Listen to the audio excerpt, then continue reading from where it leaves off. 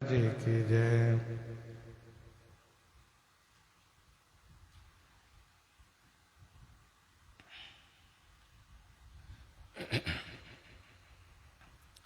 गोस्वामी जी महाराज पूर्व प्रसंग में वर्णन किए। सरकार ने श्री हनुमान जी से पूछा कि जो मन से, वचन से, कर्म से मुझ में अनुरक्त हैं, उन्हें तो स्वप्न में भी विपत्ति नहीं आनी चाहिए।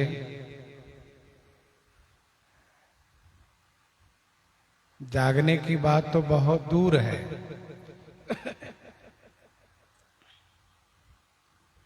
श्री हनुमान जी ने इसके उत्तर में कहा कि हे प्रभु, विपत्ति वही है कि जब आपका सुमरण तो होता है लेकिन आपका भजन नहीं हो पाता है, यही विपत्ति है।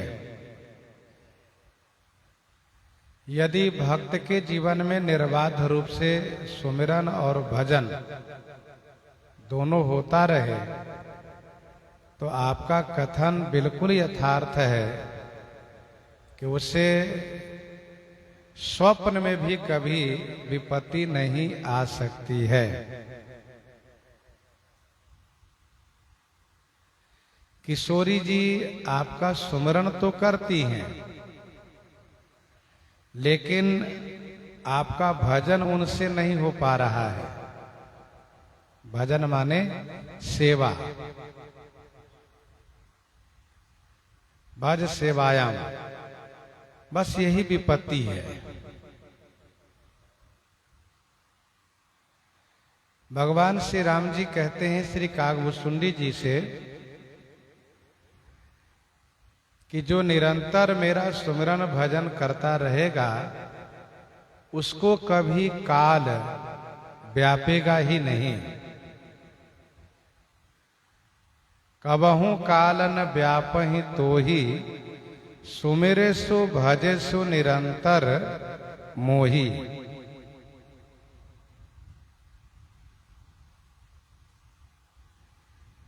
तो दोनों होना चाहिए, सुमिरन भी और भजन भी। यद्यपि सुमिरन भी भजन है, फिर भी सुमिरन के साथ जब भजन शब्द जुड़ता है तो इसका अर्थ ये होता है कि भजन माने सेवा करना।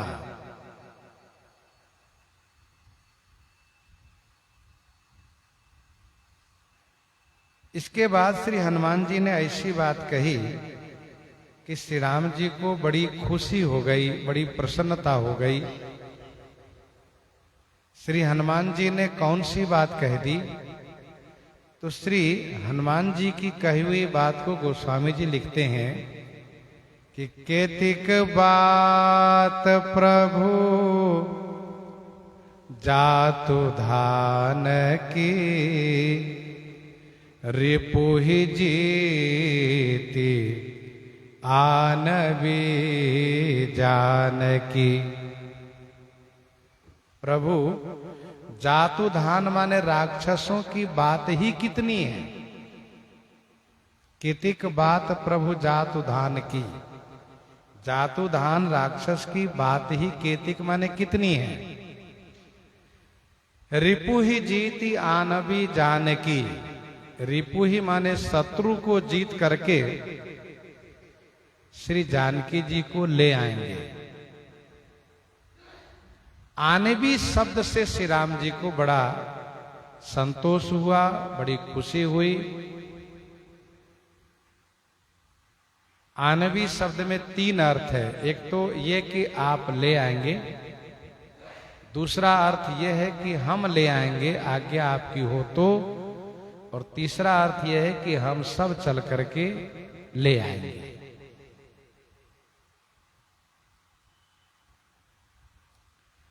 गोस्वामी जी ने लिखा है भगवान श्री राम जी श्री सीता जी के स्नेह में डूबने लगे थे।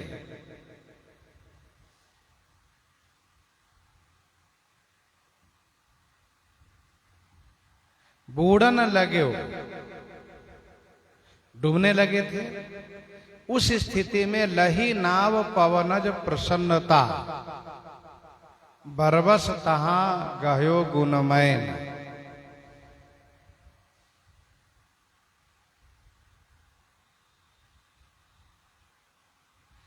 श्री राम जी सोच में पड़ गए कि लंका से श्री सीता जी को प्राप्त कैसे किया जाएगा।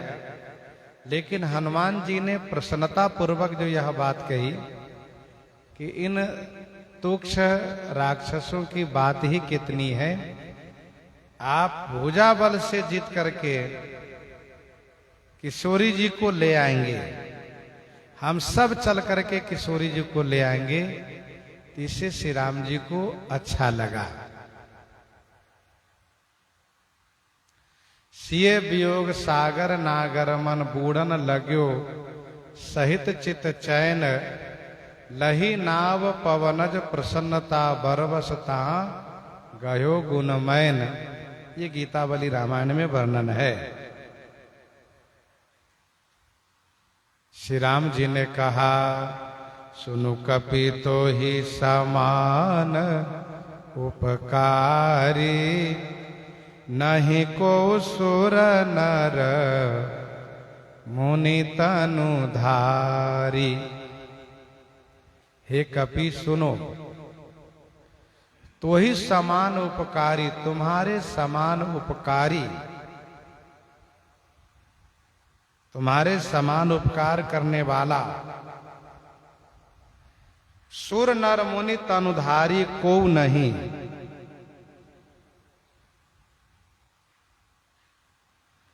देवता, मनुष्य और मुनि कोई भी शरीरधारी नहीं है।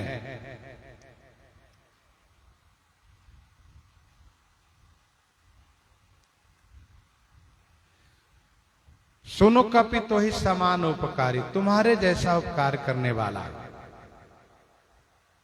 कोई नहीं है।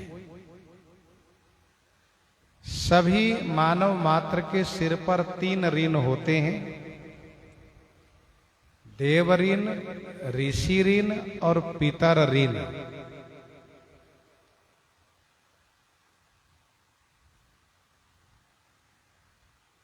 इन तीनों के ऋण से उऋण होना यह मनुष्य मात्र का कर्तव्य होता है।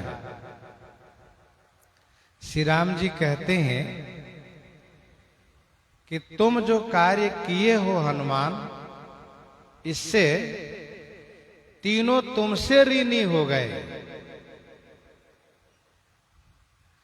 तीनों प्रति उपकार नहीं कर सकते। कैसे? तो श्री राम जी कहते हैं ये तीनों देव ऋषि पितर, ये तीनों रावण के कारागार में थे, रावण के अधीन थे। तुमने रावण के मान मर्दन करके इन तीनों को वहां से मुक्त कर दिए, इसलिए तीनों तुम्हारे ऋणी हो गए। ऐसा कार्य तुमने किया। जीवन में कार्य वह होना चाहिए जिससे कि हम उन तीनों ऋण से उऋण हो जाएं, ऐसा कार्य। लेकिन हनुमान जी तो ऐसे कार्य किए हैं कि तीनों हनुमान जी के ऋणी हो गए। और तीनों ही नहीं, भगवान श्री राम जी जो सर्वेश्वर हैं, सर्वाधिपति हैं, स्वयं श्री राम जी ऋणी बन गए।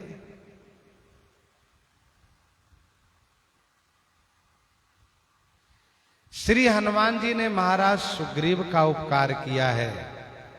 जो सुग्रीव ने कहा था कि सब प्रकार करिहूं सेवकाई, जे विधि मिलहि जान की आई, उसको पूरा हनुमान जी ने किया है। श्री हनुमान जी ने सभी बंदरों का उपकार किया है। वो कैसे? तो दक्षिण दिशा में गए हुए बंदरों को प्यास लगने पर पानी पिलाने का प्रबंधन किया और श्री सीता जी की सुधि ला करके सबका प्राण बचाया। इसीलिए हनुमान जी ने सबका उपकार किया है। श्री राम जी ने कहा, लंका से हनुमान के अतिरिक्त कोई ऐसा नहीं है, चाहे वो देव हो, यक्ष हो, गंधर्व हो, किन्नर हो, असुर हो, राक्षस हो, जा करके कुशलता पूर्वक वापस आ जाए, ऐसा कोई नहीं है।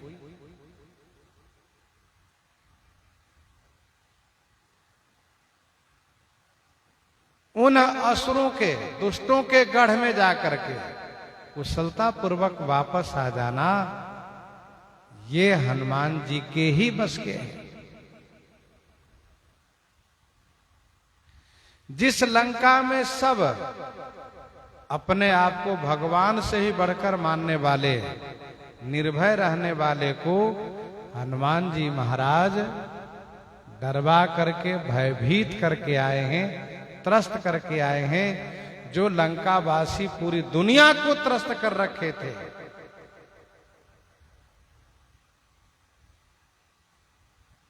क्योंकि सभी दुष्ट लोग वहीं रहा करते हैं। लंका निश्चर निकर निवास, आज की भाषा में जिसे आतंकवादी कहते हैं, ये उन आतंकवादियों का गढ़ है लंका, दुष्टों का गढ़ है लंका। वहां दया धर्म नाम की कोई चीज ही नहीं है। तो श्री हनुमान जी कुशल पूर्वक आ गए हैं, इसलिए कहते हैं, सुनु कपितो ही समान उपकारी, नहीं को सुर नर मुनि तनुधारी। जो उपकार हनुमान जी बानर तन में किए हैं, वह उपकार ना कोई देव तन में, ना मानव तन में, ना मुनि तन में कर पाते हैं। श्री राम जी आगे कहते हैं, प्रत्युपकार करौ का तोरा, सन्मुख होई न सकत मन मोरा, सन्मुख होई न सकत मन मोरा। तोरा प्रति उपकार का करो, मैं तुम्हारा प्रति उपकार क्या करूं? मेरा मन सन्मुख ही नहीं हो पा रहा है।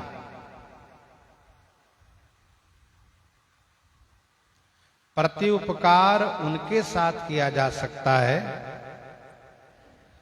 जिनको कोई कामना हो, चाहना हो। श्री हनुमान जी तो पूर्ण निष्काम है। श्री हनुमान जी को कोई कामना है ही नहीं। इसलिए सरकार कहते हैं कि मैं तुम्हारा प्रति उपकार क्या करूं? तुमने जो यह प्रिय संवाद सुनाए हो, इसके बदले में प्रति उपकार क्या करना चाहिए, यह मैं जानता भी नहीं।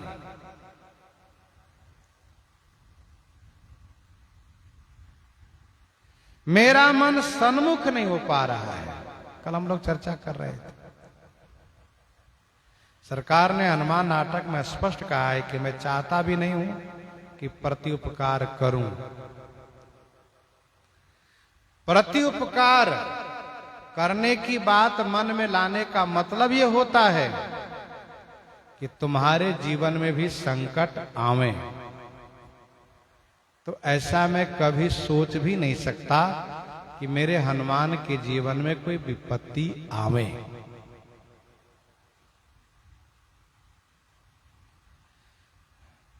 सुनु सुत तो ही उरे न मैं नाही, देखें करी विचार मन माही। हे सुत हे पुत्र सुनो, मन माही विचारी करी देखे। मैंने मन में विचार करके देख लिया है। क्या कि मैं तुमसे कभी ऊरिन नहीं हो सकता, मैं तुमसे कभी भी ऊरिन नहीं हो सकता। सुनु सुत तो ही ऊरिन मैं नाही।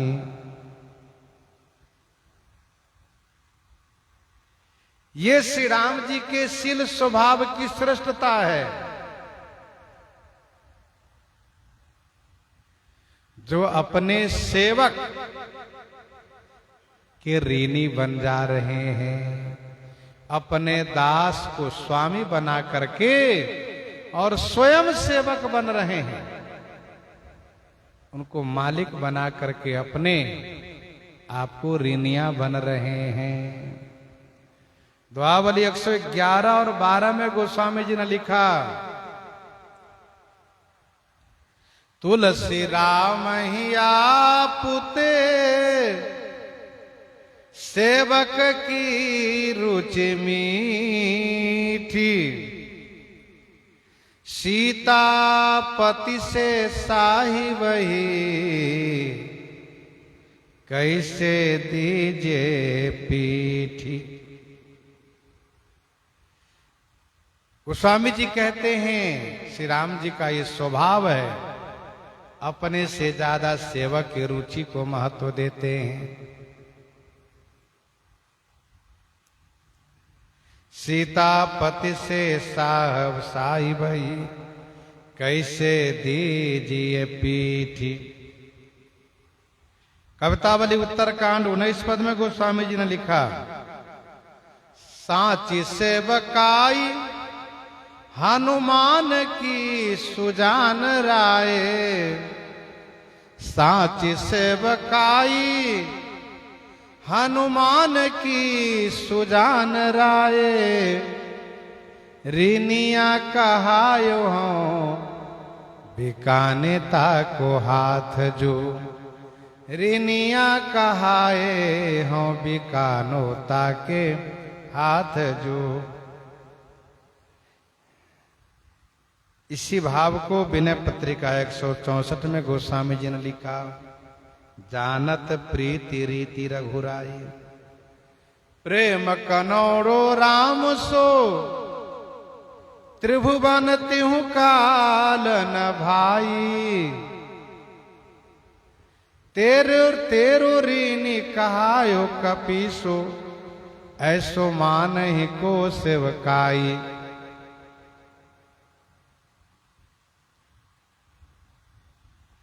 प्रेम कनौड़ो राम सो त्रिभुवन तिहु काल न भाई।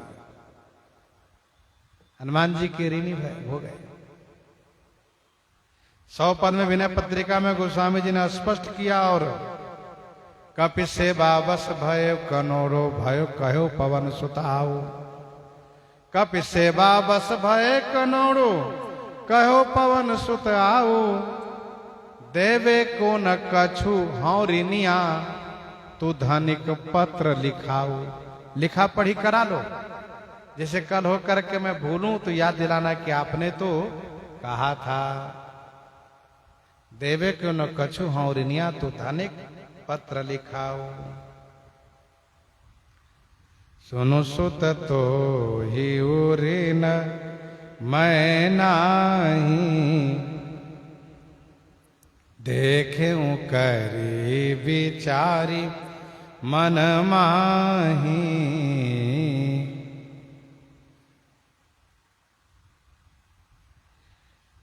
श्री राम जी के पूरे परिवार हनुमान जी के ऋणी हैं। संपूर्ण अयोध्यावासी हनुमान जी के ऋणी है, क्योंकि सभी के प्राण के रक्षक हनुमान जी है, सबके प्राण बचाने वाले हैं।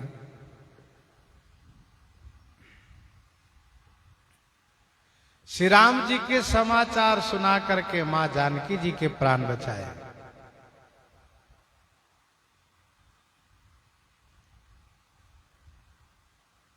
बूढ़त विरह जलधि अनुमाना, भय उतात मुंह कहां जल जाना।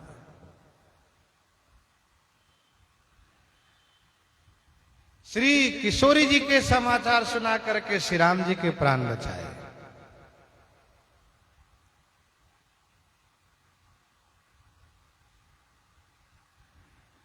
और श्री राम जी के विजय शुभ समाचार सुना करके फिर किशोरी जी के प्राण की रक्षा की। किशोरी जी ने कहा, अति हरस मन तन पुलक लोचन, सजल कह पुनि पुनि रमा। अति हरस मन तन पुलक लोचन, सजल कह पुनि पुनि रमा। का देव तो ही त्रैलोक मह कपि, किमपि नहीं बानी समा। क्या दो, कुछ भी तो नहीं है। और श्री राम जी के अयोध्या आगमन के समाचार सुना करके संपूर्ण अयोध्या वासियों के सहित श्री भरतलाल जी की रक्षा किए। श्री भरतलाल जी ने कहा, यही संदेश सरिस जग माही, करि विचारि देखे कछु नाही। नाही न तात उरी न मैं तो ही, अब प्रभु चरित सुना बहु मोही। अब प्रभु चरित सुना बहु मोही।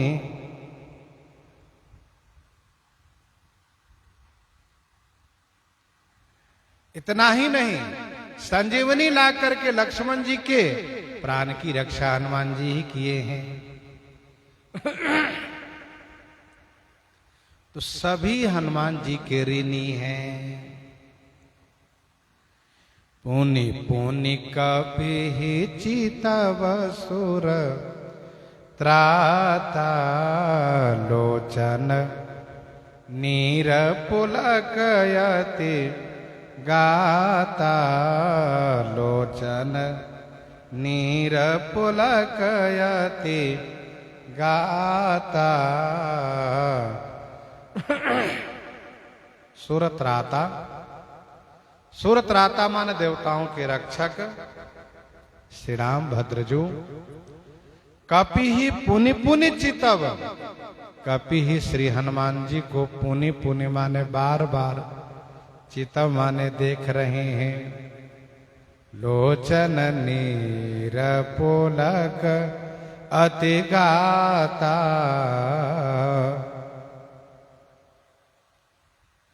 लोचन नीर नेत्रों में प्रेमाश्रु है, और गाता अति पुलक है, शरीर अत्यंत पुलकित है।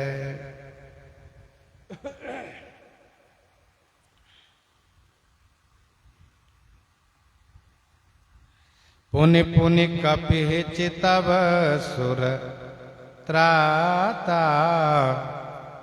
लोचन नीर पुलकयति गाता।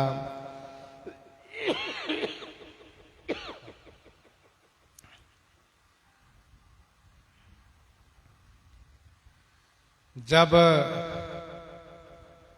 सरकार ने कहा कि मैं उरी नहीं हो सकता, मेरा मन तुम्हारे सन्मुख नहीं हो पा रहा है, तो श्री राम जी हनुमान जी की ओर देख करके यह देख रहे हैं कि मेरा नेत्र सन्मुख हो पा रहा है कि नहीं। तो देखा कि मेरा नेत्र भी सन्मुख नहीं हो रहा है। संकोच के मारे बार बार नेत्र झुक जा रहा है। ना मन सन्मुख हो रहा है, ना नेत्र सन्मुख हो रहा है। पुनि पुनि कपि चितव सुर त्राता। जब कोई किसी के सामने लज्जित होता है, यह सोच करके कि आहा, इन्होंने मेरे ऊपर बड़ा उपकार किया है, बदले में मैं कुछ दे नहीं सकता हूं, देने के योग्य मेरे पास कोई वस्तु नहीं है, तो नेत्र भी सन्मुख नहीं होता है संकोच से। दूसरा भाव यह है, सरकार हनुमान जी को देख रहे हैं बार बार, क्योंकि देखने से सरकार को तृप्ति नहीं हो रही है।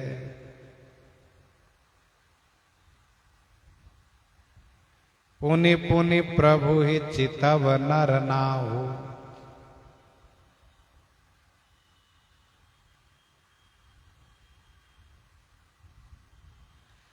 तो तृप्ति नहीं हो रही है, इसलिए सरकार हनुमान जी को बार बार देख रहे हैं।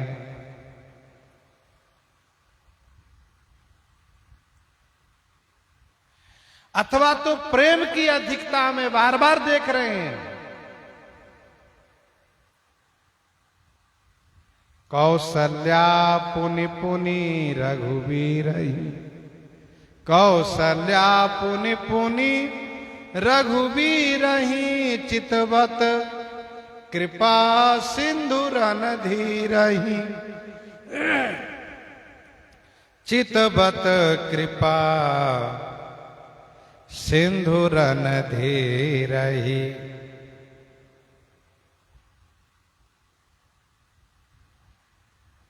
ये प्रेम की अधिकता है, वात्सल्य व सरकार खूब देख रहे हैं।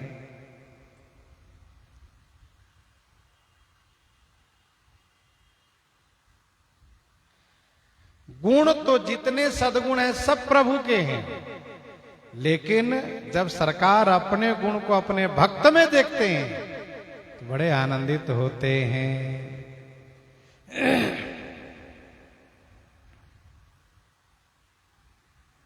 पुनि पुनि कपि चितव सुर त्राता। लोचन नीर पुलकयति गाता। यह हनुमान जी का सौभाग्य है कि सरकार हनुमान जी को बार बार अवलोकन कर रहे हैं, अघा नहीं रहे हैं। जिनकी अवलोकनी को बड़े बड़े मनीषी ऋषि भक्त लोग चाहना करते हैं, अब करी कृपा बिलो की मोही। देवेंद्र कहते हैं, अब करी कृपा बिलो की मोही। आय सुदेहु कृपाल। सरकार कृपा करके मेरी ओर देखिए और फिर आज्ञा कीजिए, मैं क्या सेवा करूं।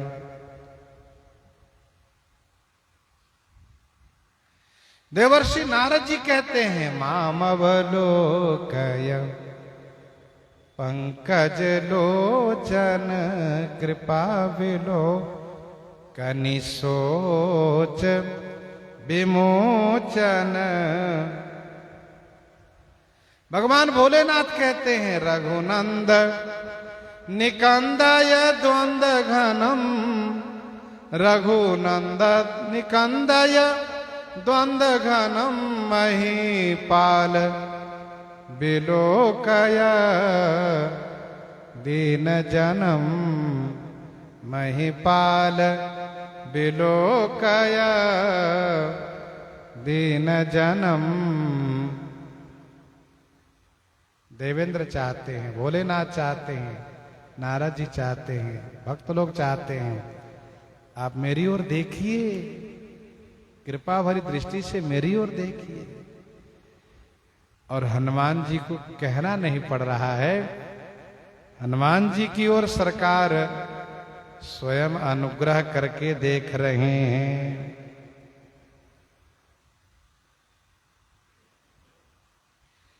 जैसे सरकार देख रहे हैं और इनके नेत्रों में प्रेमाश्रु हैं, नेत्र अश्रु से परिपूरित है, शरीर पुलकित है, वैसे ही जब हनुमान जी सरकार की सेवा में रहते हैं तो हनुमान जी को भी ये दशा प्राप्त होती है प्रेम में।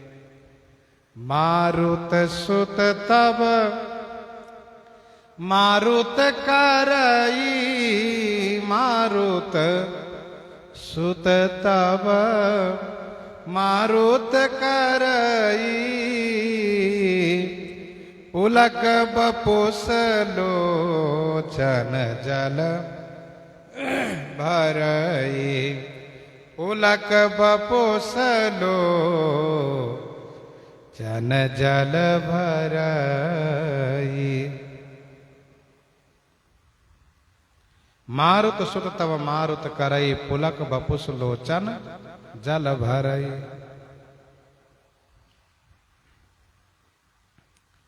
भक्त और भगवान दोनों में एक सी दशा पाई जा रही है। आगे गोस्वामी जी कहते हैं, जो दशा यहाँ पर सरकार में है वही दशा हनुमान जी को प्राप्त हो जाती है। सुनि प्रभु बचन बिलो की मुख, गात हरसि हनुमंत, चरण परे प्रेमाकुल, त्राहि त्राहि भगवंत, त्राहि त्राहि भगवंत।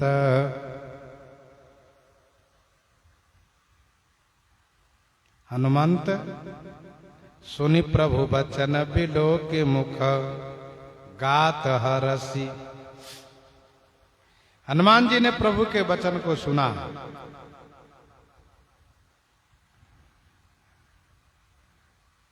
एकदम से बड़ाई किए जा रहे हैं और कह रहे हैं कि मैं कभी उरी नहीं हूंगा तुमसे।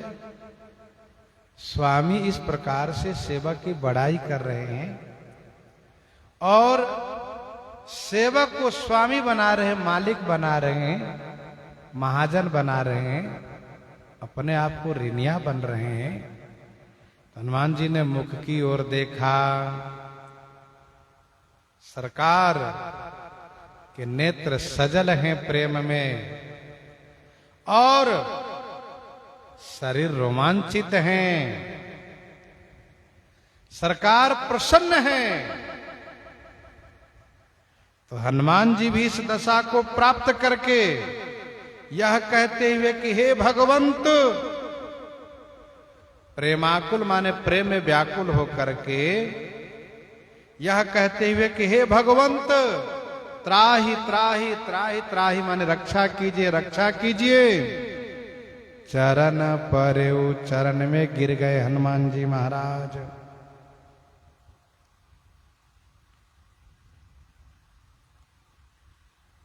स्वामी जब बड़ाई करें, प्रशंसा करें, तो स्वामी के मुख की ओर देखना चाहिए कि स्वामी जो प्रशंसा कर रहे हैं उसमें कहीं ऐसा तो नहीं कि मेरे अभिमान को पोषण कर रहे हैं। जैसे श्री ठाकुर जी देवर्षि नारद जी की बड़ाई करने लगे तो उस बड़ाई में उनके अभिमान को पोषण करने लगे। रूख बदन करी बचन मृदु बोले श्री भगवान, तुम्हारे सुमिरन ते मिटही मोह मार मदमान। उनका मुख रूखा है और तारीफ करते हुए नारद जी के अभिमान को पोषण कर रहे हैं, लेकिन यहां श्री हनुमान जी ने देखा कि रूखा नहीं, प्रसन्न है। यहां पर देखा कि मुख प्रसन्न है, नेत्र प्रेम से सजल है, शरीर रोमांचित है। हनुमान जी का मन हर्षित हो गया। वचन से त्राहि त्राहि कहते हुए कर्म से चरण में पड़ गए। हनुमान जी महाराज सरकार के द्वारा दी गई बड़ाई से डरने लगे कि मुझे इस बड़ाई से भय लग रहा है, कहीं मेरे मन में अभिमान न आ जाए कि श्री राम जी मेरे ठाकुर जी मेरे ऋणी हैं, यह बात मन में ना आ जाए। मैं महाजन हूं और श्री राम जी ऋणिया हैं। मुझे बड़प्पन नहीं चाहिए, मुझे बड़ाई नहीं चाहिए, क्योंकि सुख संपत्ति परिवार बड़ाई, सुख संपत्ति परिवार बड़ाई, सब परिहरि करी हूँ सेवकाई, ये सब राम भगति के बाधक, कहहि संत तब पद अवराधक। इसलिए मुझे बड़ाई नहीं चाहिए, क्योंकि श्री राम भक्ति में बाधक रूप है। मुझे रक्षा कीजिए प्रभु, मुझे रक्षा कीजिए, त्राहि त्राहि। हनुमान जी ने कहा कहीं मेरे मन में अभिमान ना आ जाए, कहीं आपकी बलवती माया मुझे प्रभावित न कर दें, इसलिए मुझे आप अपनी माया से बचाइए, मुझे बड़ाई नहीं चाहिए।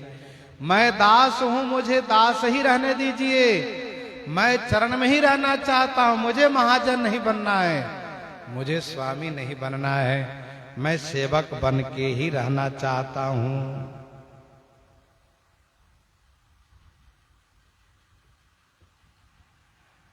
श्री हनुमान जी यहां प्रार्थना कर रहे हैं और श्री राम जी ने इनको अभिमान से बचाया है। इसी प्रसंग में आगे सुनिए, अभी बोला वचन विगत अभिमान, अभिमान रहित हनुमान जी बोलते हैं, प्रभु प्रसन्न जाना हनुमान। लंका कांड में एक बार हनुमान जी को अभिमान होने लगा, जब श्री भरतलाल जी ने कहा कि चढ़ुमम सायक शैल समेता, पठबऊ तो ही जहां कृपा निकेता। पर्वत के सहित हनुमान जी मेरे बाण पर आ बैठ जाइए, मैं आपको तुरंत श्री रघुनाथ जी के पास पहुंचाता हूं। सुनि कपि मन उपजाय अभिमाना, मोरे भार चलहि किमि बाना। श्री हनुमान जी को अभिमान हो गया, मेरे भार लेकर बाण कैसे चलेगा। लेकिन श्री राम जी तुरंत रक्षा की अभिमान से। राम प्रभाव विचारी बहोरी, बंदी चरण कह कपि कर जोरी। तुरंत श्री राम जी के प्रभाव के विचार किए, अरे हनुमान तू क्या सोच रहा है, तुम्हारा भार लेकर बाण नहीं चलेगा, अवश्य चलेगा। अरे जिनकी कृपा से तुम पहाड़ लेके जा रहे हो, उन्हीं की कृपा से ये बाण पर तुम्हें बैठा के पहुंचा देंगे, क्या सोच रहे हो। तुरंत अभिमान चला गया। तो भगवान श्री राम जी की कृपा से कुछ भी असंभव नहीं है, यह चिंतन हमेशा बना रहे। हम यदि कुछ कर रहे हैं उनकी कृपा से, तो उनकी कृपा से और भी कुछ कर सकता है, और बढ़ चढ़ कर भी कर सकता है। उनकी कृपा में सब कुछ संभव है।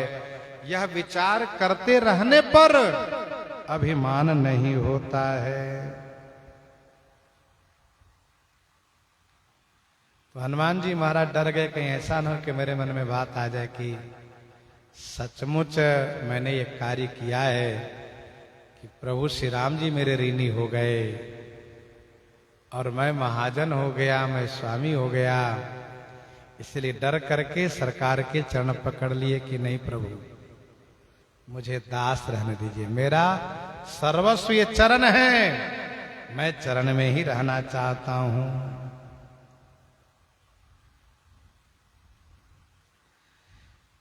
भगवान शिव कहते हैं, बार बार प्रभु चहई उठावा,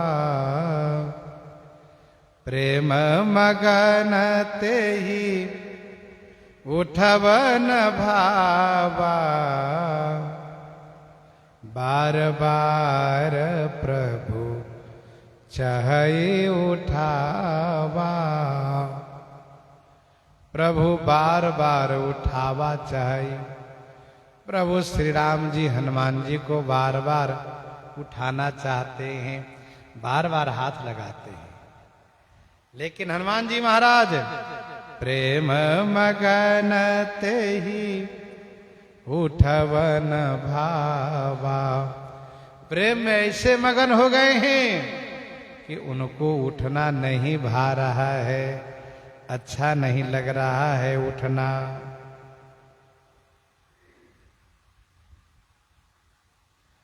प्रश्न ये उठता है कि श्री भरतलाल जी को सरकार तो तुरंत जबरदस्ती उठा लिए, अरे भूमि नहीं उठत उठाए, बरकरी कृपा सिंधु लाए। तो यहां बल का प्रयोग क्यों नहीं कर रहे हैं? यहां भी तो बल का प्रयोग कर लेते। इसका समाधान यह है कि श्री भरतलाल जी भले ही दास भाव से चरण में पड़े हैं, लेकिन सरकार ये भी ध्यान रखते है तो मेरा भाई है और इनका स्थान तो मेरे बगल का है, मेरे हृदय का है। और हनुमान जी को लेकर सोचते हैं, हनुमान जी मेरा दास है और इनका मेरा चरण ही सर्वस्व है। तो जब कोई अपना सर्वस्व पा जाता है तो क्या उससे थोड़ा अलग होना चाहता है? नहीं। इसलिए सरकार बल का प्रयोग नहीं करते हैं।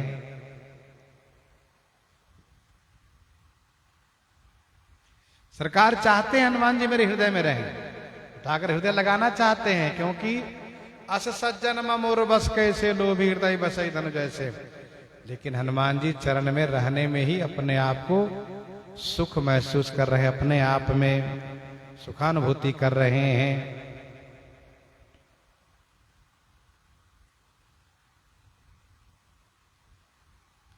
दोनों की शोभा है। श्री राम जी बार बार उठाना चाहते हैं, नहीं उठते हैं, तो बार बार उठाना चाहते हैं, राम जी की शोभा है। हनुमान जी नहीं उठते, ये उनकी शोभा है। स्वामी यदि पड़े रहने दे न उठावें तो उनमें कठोरता पाई जाएगी, और सेवक यदि एक बार उठाने तुरंत उठ जाए तो उनके प्रेम में न्यूनता पाई जाएगी।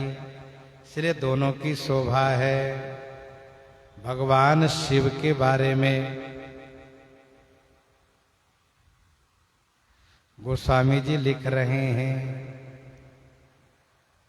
महर्षि श्री याज्ञवल्क्य जी श्री भरद्वाज जी को सुना रहे हैं। प्रभु कर पंकज कपि के सीसा, प्रभु कर पंकज कपि के सीसा, सुमिरि सुदशा मगन गौरी सा, सुमिरि सुदशा मगन गौरी सा, प्रभु कर पंकज कपि के सीसा। भगवान शिव कथा सुनाते सुनाते ध्यान में मगन हो गए, वाणी बंद हो गई। ध्यान में क्या मगन हो गए? यही कि श्री हनुमान जी श्री राम जी के चरण पड़े हैं चरण में, और श्री राम जी बार बार अपना कर कमल उनके सिर पर रख रहे हैं, हनुमान जी को उठा रहे हैं। हनुमान उठिए, हनुमान जी उठिए। तो बोल तो नहीं पा रहे श्री राम जी, क्योंकि वही प्रेम में डूबे हैं सरकार। सिर उनके सिर पर, हनुमान जी के सिर पर श्री राम जी अपना हाथ बार बार रख रहे हैं उठाने के उद्देश्य से। तो भगवान शिव अपने उस शरीर में मगन हो गए। आहा, मेरे सिर पर श्री राम जी हाथ रख रहे हैं। भगवान शंकर ही तो हनुमान जी के रूप में हैं, रुद्रावतारी श्री हनुमान जी हैं। इसीलिए श्री शंकर भगवान खो गए, समाधिस्थ हो गए कुछ क्षण के लिए। प्रभु कर पंकज कपि के सीसा, सुमिरि सुदशा मगन गौरी सा। शिव जी समाधिस्थ हुए तो गौरी जी भी, गौरी और इस दोनों प्रेम में डूब गए। गौरी जी को भी तो पता है कि मेरे स्वामी जी वानर बने हैं। गौरी जी भी और ईश भगवान शिव दोनों दशा में मगन हो गए, प्रेम दशा में डूब गए। श्री सीता जी की खोज में जा रहे थे हनुमान जी महाराज, तब सरकार ने इनके सिर पर हाथ रखा था। परसा शीस सरोरुह पानी, कर मुद्रिका दीन जन जानी। और अब पुनः उनके सिर पर हाथ रखा, मानो श्री राम जी कहते हैं हनुमान जी, आप जिस माया से डरते हो, घबराते हो, वह माया तुम्हारे पास कभी आ ही नहीं सकती, क्योंकि मैं अपना हाथ तुम्हारे सिर पर रख रहा हूं। एक बार नहीं, बार बार रख रहा हूं। शीतल सुखद छाह जेहि कर की, शीतल सुखद छाह जेहि कर की, मेटति पाप ताप यरु माया। निशिबा सरते ही कर सरोज की, चाहत तुलसीदास छाया। निशिबा सरते ही कर सरोज की, चाहत तुलसीदास छाया। शीतल सुखद छाह जेहि कर की, मेटति पाप ताप अरु माया। प्रभु कर पंकज कपि के सीसा, सुमिरि सुदशा मगन गौरी सा। सुमिरि सुदशा मगन गौरी सा।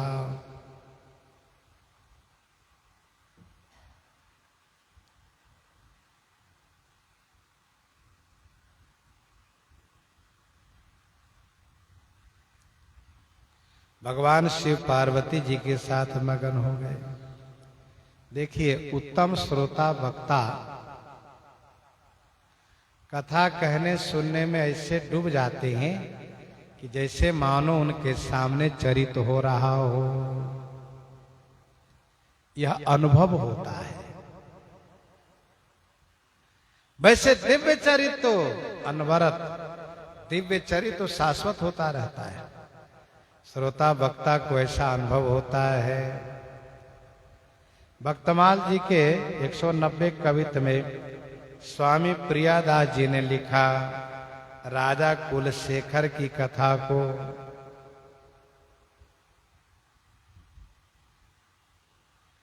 राजा कुलशेखर कथा सुनते थे। पंडित जी जानते थे कि राजा बड़े भावुक हैं। ये कथा सुनने में वर्तमान का चरित्र जैसा अनुभव करते, वर्तमान में चरित हो रहा हो यह अनुभव करते हैं। इसीलिए बहुत सावधानी पूर्वक कथा सुनाते थे। पर एक दिन पंडित जी की तबीयत खराब हो गई। उन्होंने अपने बेटे को भेजा कथा सुनाने के लिए। उन्होंने राजा के भाव को समझा नहीं ठीक से और उन्होंने कथा सुनाने में कथा सुना दी श्री सीता हरण की कथा। रावण श्री सीता जी को हरण करके जा रहा है। राजा कुलशेखर ने पूछा, पंडित जी, रावण माता श्री सीता जी को हरण करके अभी चला है ना? कहां अभी चला है? कहा ठहरिए। तुरंत बहुत तेज चलने वाले घोड़े पर राजा कुलशेखर बैठ गए और हाथ में तलवार लिए हैं। चल दिए, रावण को मार डालूंगा, ऐसा कहते हुए एकदम से तेजी से भागने लगे। समुद्र के तट पर पहुंचने वाले श्री राम जी ने सोचा, यदि इनको दर्शन नहीं देंगे तो समुद्र में कूद जाएंगे। सरकार तुरंत पुष्पक विमान पर आरूढ़ होकर के दर्शन दिए और कहा, देखो रावण को मार करके श्री सीता जी को लेकर आ रहा हूं। प्रभु मर गया हो दुष्ट? कहा, अच्छा हुआ, नहीं तो मैं मार डालता उसको।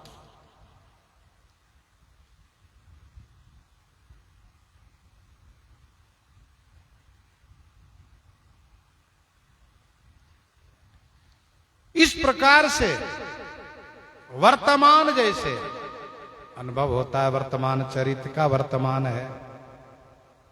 भगवान शिव डूब गए भाव में। फिर इसके बाद सावधान मन करि पुनि शंकर, सावधान मन करि पुनि शंकर, लागे कहन कथायति सुंदर, लागे कहन कथायति सुंदर। पुनः श्री शंकर जी मन को सावधान करके अति सुंदर कथा कहन लागे, अति सुंदर कथा कहने लगे, कथा सुनाने लगे। सावधान मन करि पुनि शंकर, लागे कहन कथा अति सुंदर। अति सुंदर कथा सुनाने लगे।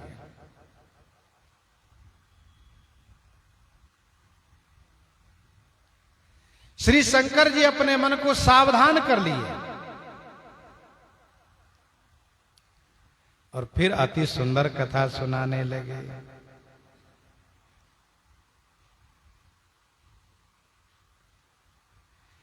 ध्यान में स्वार्थ है, कथा में परमार्थ है। ध्यान में स्वयं को आनंद है, कथा में श्रोता को भी आनंद है।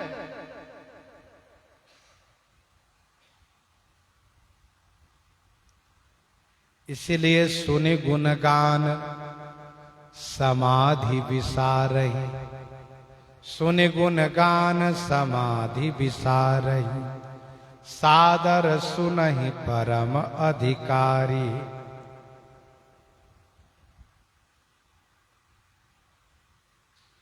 मगन ध्यान रस दंड जुग, पुनि मन बाहिर कीन्ह, रघुपति चरित महेश तब, हर्षित वरनय लीन्ह।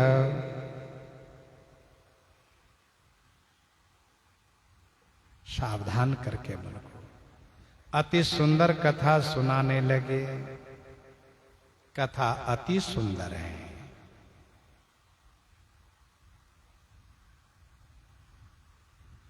श्रीमद् भागवत जी के प्रथम स्कंध के 7वें अध्याय के 10वां श्लोक पढ़ना चाहिए।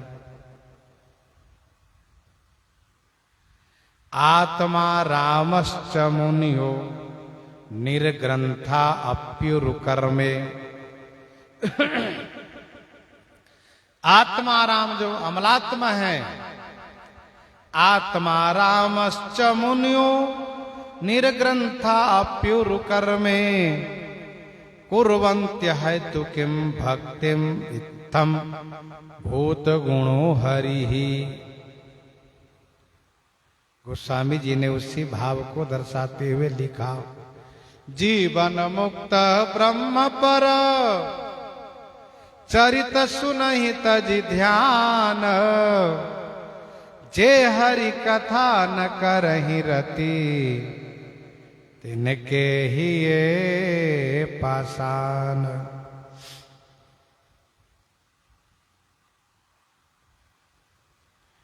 अति सुंदर कथा है, ये सुंदर कांड की कथा है और ये कथा अति सुंदर है। स्वामी सेवक के ऊपर इतनी बड़ी कृपा कर रहे हैं। कपि उठाए प्रभु हृदय लगावा, कर गहि परम निकट बैठावा। कपि उठाए प्रभु हृदय लगावा, कपि उठाए प्रभु हृदय लगावा। कपि श्री हनुमान जी को उठा करके अपने हृदय से लगा लिए और कर गहि परम निकट बैठावा। हाथ पकड़ के अपने निकट में बैठाए, पास में बैठाए।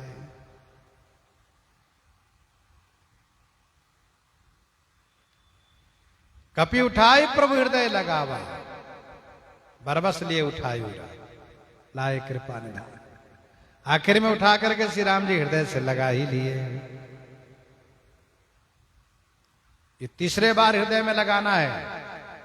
पहले बार तो प्रीति सहित सब भेंटे रघुपति करुणा पुंज, और दूसरे बार में सुनत कृपा निधि मन अति भाए, उन्हीं हनुमान हरस ही लाए। श्री जामवंत जी से सुन करके हनुमान जी को हृदय से लगाए और अब तीसरे बार में सरकार हृदय से लगाए। यह हनुमान जी का सौभाग्य है।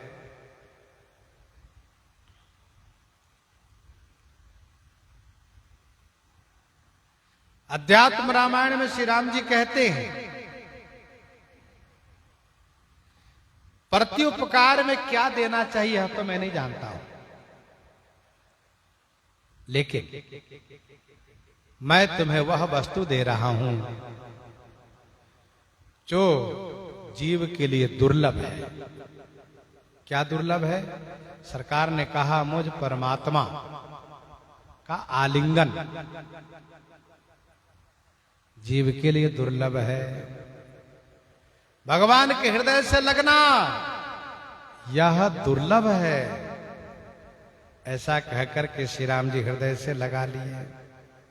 गोस्वामी जी के श्री राम जी बड़े संकोची, ऐसा कुछ नहीं बोले। कपि उठाई, ऋणी बन गए और फिर कपि उठाई प्रभु हृदय लगावा, कर गहि परम निकट बैठावा। हाथ पकड़ करके पास में बैठाए। सरकार ने कहा मेरे पास में रहो, मेरे समीप में रहो, क्योंकि मेरे पार्श्व वाले हो गए, समीपी हो गए। जहां बहुत प्रेम होता वहां पास बैठाया जाता है। भरत वशिष्ठ निकट बैठारे, स्वागत पूछे निकट बैठारे, पास में बैठाया। फिर सरकार ने पूछा, कहु कपि रावण पालित लंका, केहि विधि दहेउ दुर्गयति बंका। कहु कपि रावण पालित लंका। कपि सुनाओ, रावण द्वारा पालित लंका को, जो अति बंका माने अत्यंत टेढ़ा है, अत्यंत कठिन है, केहि विधि दहेउ। हे कपि कहो, रावण द्वारा पालित लंका अति बंका दुर्ग, दुर्ग माने किला, अत्यंत बंका किले को केहि विधि दहेउ, किस प्रकार से तुमने जलाया। श्री राम जी ने यह नहीं पूछा कि अशोक बाग को कैसे उजाड़ा, असुरों को कैसे मारा। समुद्र लंघन कैसे किया ये नहीं पूछा, बल्कि श्री राम जी ने पूछा कि तुमने लंका कैसे जला दी। क्योंकि रावण के रहते हुए यह काम करना बहुत कठिन था।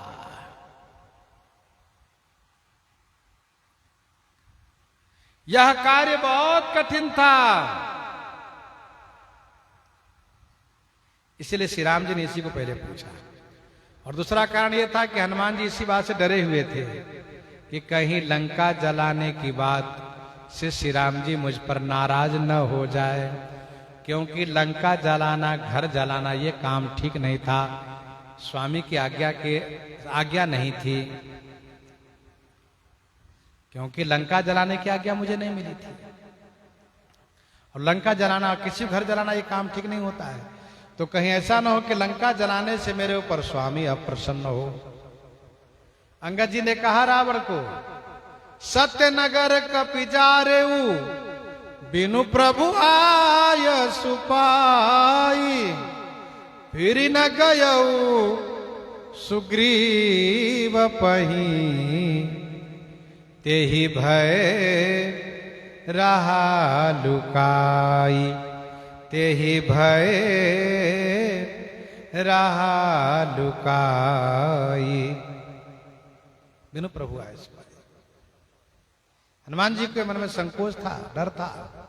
सरकार ने पूछा, कहु कपि रावण पालित लंका। रावण पालित लंका, वह रावण जो रावण नाम जगत जस जाना, लोकप जाके बंदी खाना।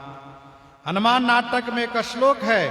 सरकार ने पूछा, त्रिदशैरपि दुराधर्षा, लंका नाम महापुरी, त्रिदशैरपि दुराधर्षा, लंका नाम महापुरी, कथम वीर त्वया दग्धा, कथम वीर त्वया दग्धा, विद्यमाने दशानने। देवताओं के लिए भी कठिन है लंका का नुकसान करना। उस लंका को जो रावण द्वारा पालित है, हनुमान जी आपने कैसे जला दिया? क्योंकि हनुमान जी का सबसे बड़ा कार्य यही है लंका जलाना। इसी कार्य के परिणाम स्वरूप लंका में भय व्याप गया है। वहां निशाचर रही सशंका, जब ते जारी गयो कपिलंका, जब ते जारी गयो कपिलंका। इसलिए पूछा है, हनुमान जी ने देखा कहीं प्रभु मेरे ऊपर प्रसन्न है लंका जलाने से, तभी तो पूछ रहे हैं। प्रभु प्रसन्न जाना हनुमाना, बोला वचन विगत अभिमाना, बोला वचन विगत अभिमाना। प्रभु प्रसन्न जा न हनुमाना। हनुमान जी ने प्रभु को प्रसन्न जाना।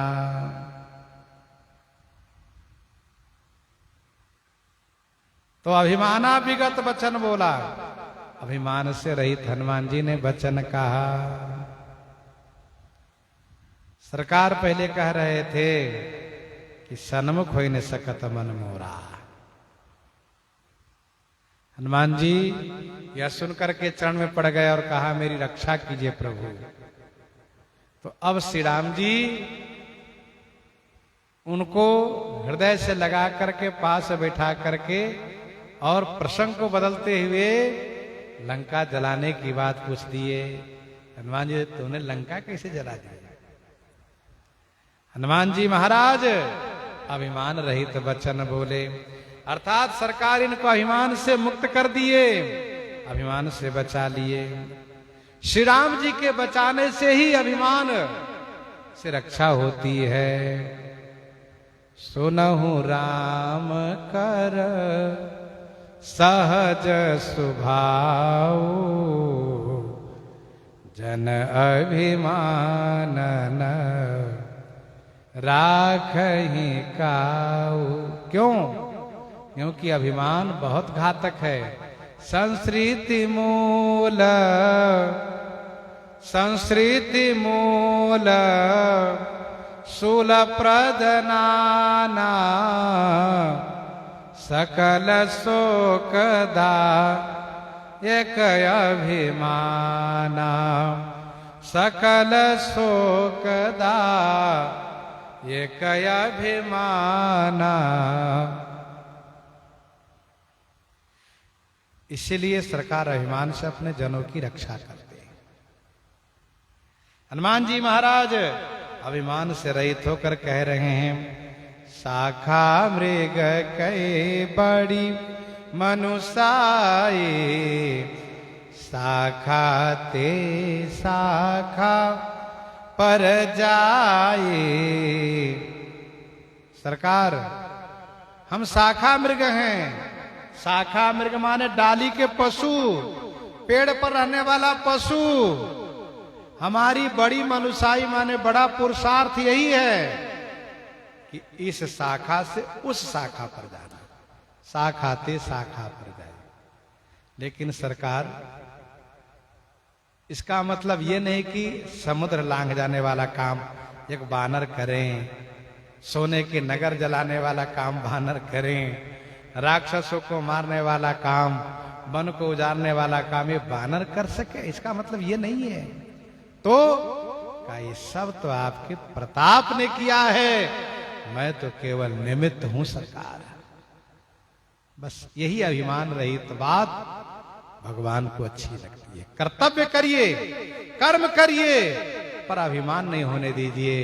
यह सोचिए ये सब भगवान की कृपा ने कराया है। प्रसंग को यहीं पर हृदयंगम करते भाई श्रवण करते हैं श्री दोहावली से।